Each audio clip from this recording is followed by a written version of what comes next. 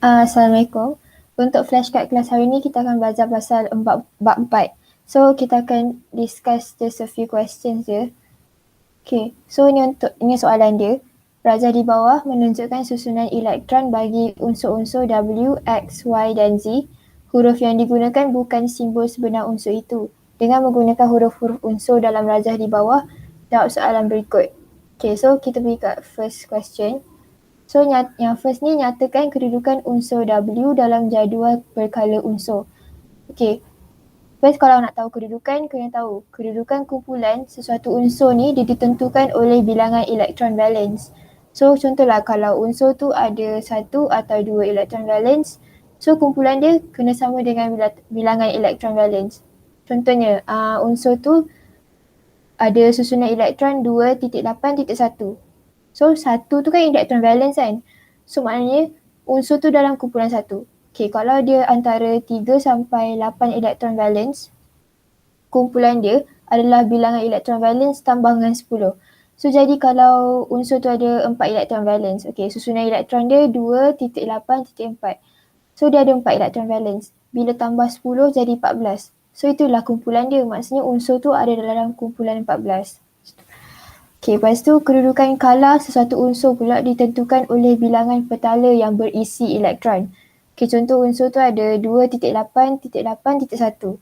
Ada 4 petala. So, maknanya unsur tu dalam kala 4. So, first kita kenalah buat susunan elektron dulu kan. So, W, elektron kan proton sama dengan elektron. So, kita tahu elektron dia ada 11. So, kita buat susunan elektron dia 2.8.1. And then kita dapat tahu petala valence dia adalah 1. Oleh itu unsur W terletak di kumpulan 1. And terdapat 3 petala, 1, 2 dengan 3 yang berisi elektron. Oleh itu unsur W terletak di kala 3. So jawapan dia unsur W terletak di kumpulan 1 kala 3.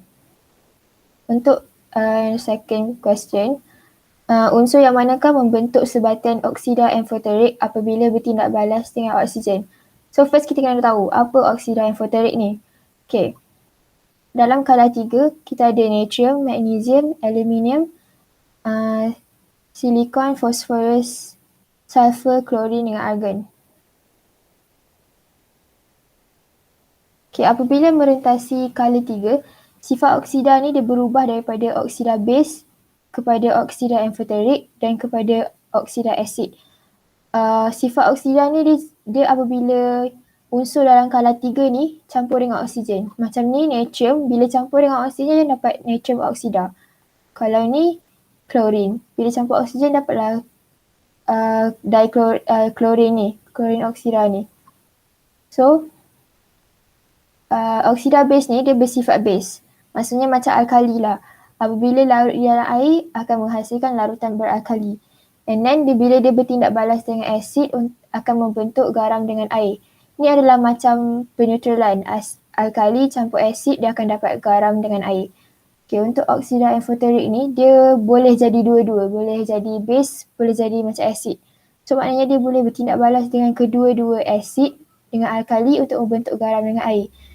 Sebab kalau oksida base ni, kalau dicampur dengan alkali, dia tak boleh bentuk garam dengan air. Dia kena campur dengan asid sahaja untuk bentuk garam dengan air. Sama juga macam asid. Asid ni dia boleh bertindak balas dengan alkali je dan tak boleh bertindak balas dengan asid untuk membentuk garam dengan air. So, oksida amphoteric ni boleh jadi dua-dua.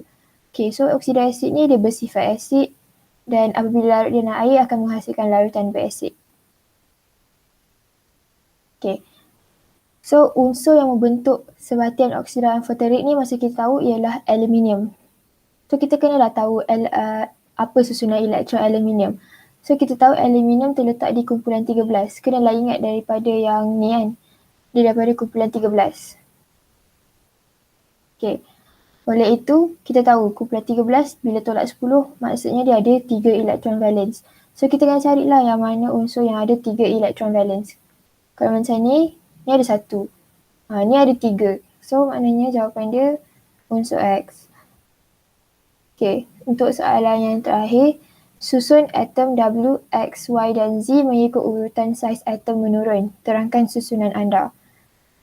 Okay, apabila merentasi kala 3 dari kiri ke kanan, maksudnya daripada kumpulan 1 sampailah ke kumpulan 18, saiz atom dia akan berkurang kerana jejari atom semakin berkurang. Okey, sebab apa saiz atom dia berkurang? Sebab kan kalau kat dalam jadual, dia kan disusun mengikut urutan proton menaik.